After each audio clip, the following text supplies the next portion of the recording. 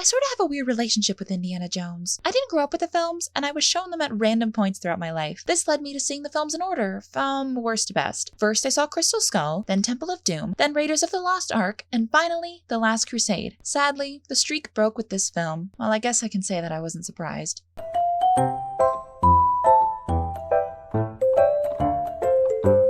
Hey, what's going on, guys? It's your BFF Snowy Aria 663 here, right now, and I just got back from seeing Indiana Jones and the Dial of Destiny. With Harrison Ford being, well, old, my expectations weren't exactly through the roof with this one. How did it fare? Well, it's fine.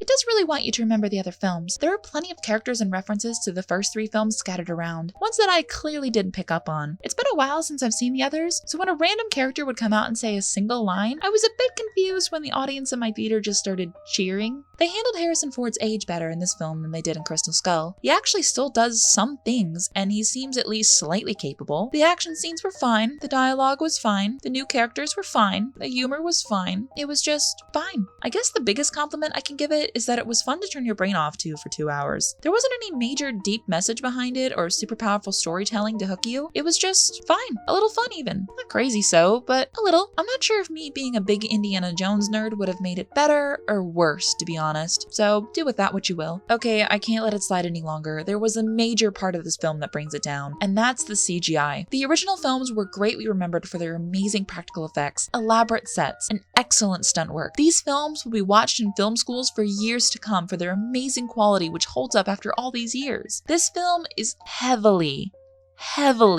reliant on CGI. There were hardly any backgrounds that weren't just painfully edited in with a blue screen. Even some of the shots that left characters gawking in awe just felt artificial and fake, pulling me out of the experience. The fights were also clearly done with excessive amounts of CGI. At no point did I believe the characters were actually on motorbikes or even on a physical road for that matter. With all that, I need to talk about the de-aging effect used on Harrison Ford in the opening. When he's standing still, it looks fine, I guess, but every time he moves, it's like he's a bobblehead. His face never seemed to fully connect to his body, and at times, his head was even the wrong size in proportion to the rest of him. It was the most egregious when Indy was forced into a noose. They even CGI'd the fucking noose rope around his neck, on top of his entire head being computerized. It looked like a shitty low-res video game. The rest of what I want to say will involve spoilers, so if you want to avoid them, skip to this time. 3, 2, 1... Here we go. So how about killing off Shia LaBeouf's character between movies? I like to think that they either A, just forgot Indy had a son halfway through writing the script and decided to just shoehorn his off-screen death in there somewhere, or B, they wrote a role for him, called up Shia LaBeouf, he told them to piss off, and then they just doctored the role slightly to be written for this new lady character who, I forgot her name. I think her nickname was Wombat? And I'll just call her that.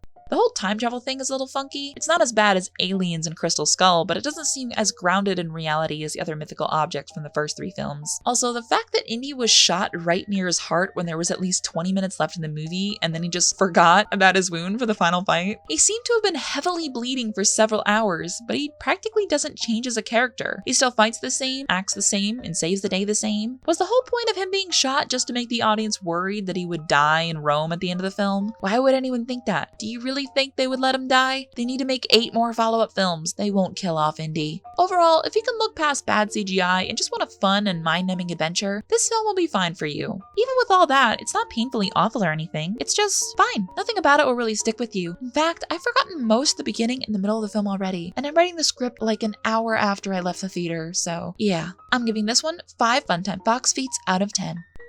Thanks so much for watching my video. Make sure to like, subscribe, and leave a fun comment. I try to respond to as many as I can. With all that said and done, I'll see you in the next one. And remember, something, I hate snakes. Bye!